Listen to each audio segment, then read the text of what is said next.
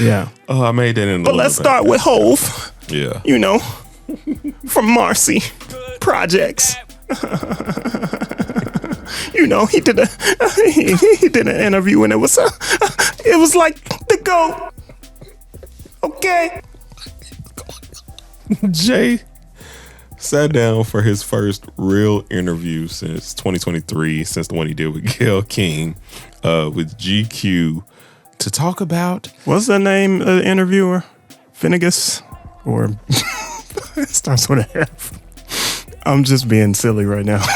I don't want you to really answer that question. Finnegas. Not Phineas, but Finnegas is your guess at this man's name. I know him. I love him. I cannot remember his name right now. And so I needed to make it into a joke. Shout out to Finnegas. Okay. He did his first interview since 2023 with Gayle, and basically kind of just brought us into the space of where he is now as an artist, if he plans on making more music, how he wants to be on offense all year, amongst other things. Mm-hmm. But there was something in the conversation that was most important, which is he proclaimed the death of the hip hop pillars.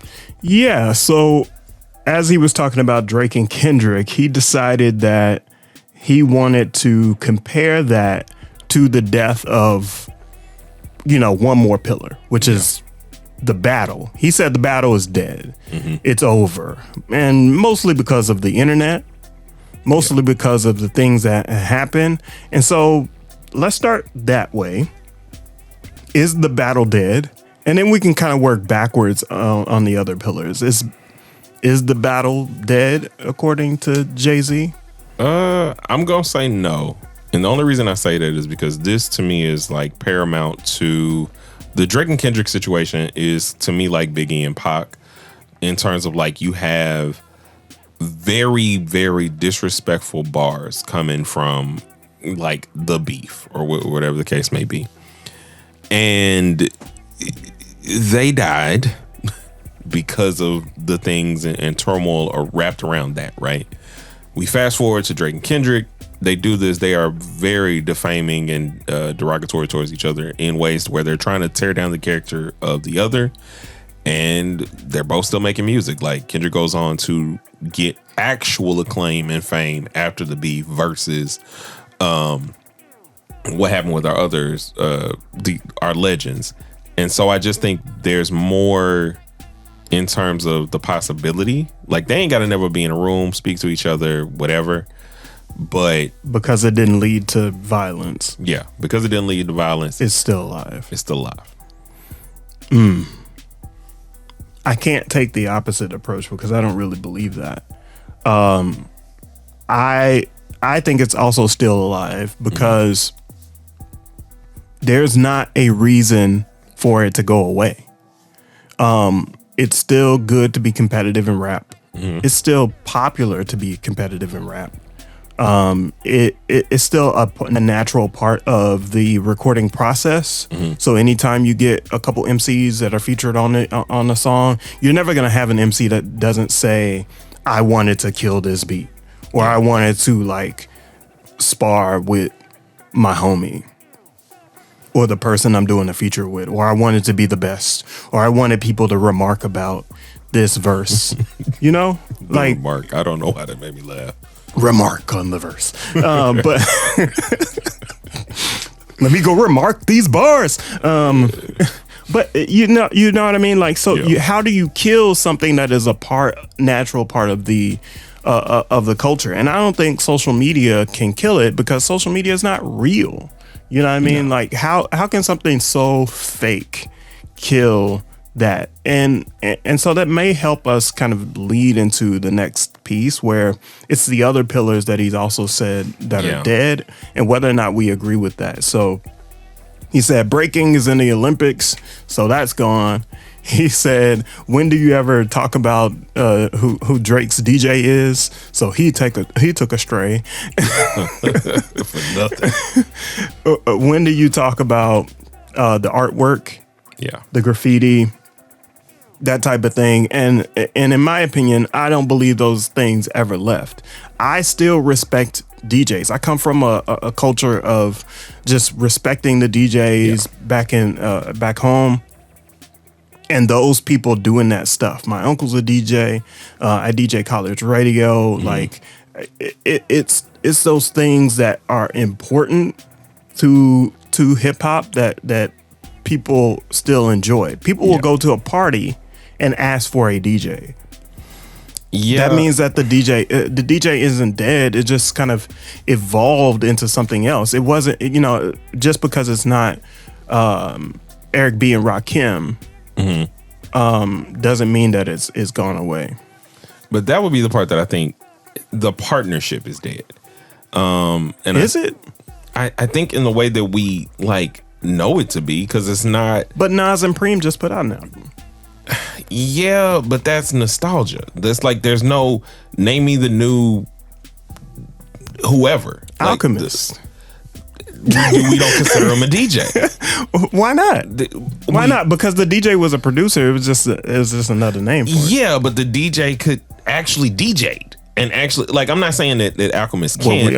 I just think I'm gonna say he can't. Because I don't know. Because that is just one. And that's a little bit of sounds like regulation. Oh, there it goes. There it is. Wow. Stepped all over that one. But anyway, I just think that that's the part of it to me is dead. We don't think of the actual partnership of rapper finding a DJ. In a lot of ways, we don't even think about the artist finding a producer until certain points in their career. But what about Cole and his whole mixtape that he just put out? Him and Clue? Yeah. That was to tap back into nostalgia. Yeah, but the nostalgia worked. And so I think that's why I'm saying. Can it make a comeback? A fervor. I'm just throwing words out now. A bubbling, sizzling. Can it boil back over? Yeah, but I think that part of it actually is dead. I do think that when you think about it, the reason the tenants are dead is more so to me because we were not expecting these things to go global and be with everybody in the way that they are. Because it removes itself sometimes from the actual struggle. Graffiti being the art that it is and being respected in murals and all of these different places takes away the message and that rebellion that graffiti once had, to me. I don't think so. I think Banksy, right? People just made a big splash about Banksy being revealed and all these other things when Banksy didn't ask for that. Yeah. And I think that is the essence of that artwork. Right. There are still people that tag things all the time, and then people that crash out for why did you paint the side of my building? Yeah. And so I think that still exists. It just exists in these very these micro pockets of culture. Gosh. Oh, I have a question. It was for important. You, Tell me.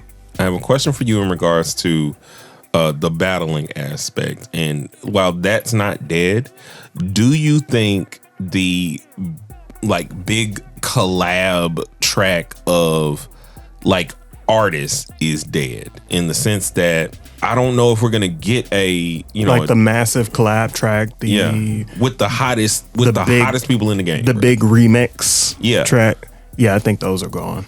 Yeah, and that's the part that I think that's the part I'm mourning the most. That bubbled up in the 2000s, and that was a thing. So here's to be charitable to your point, right? Why are these pillars sort of dead?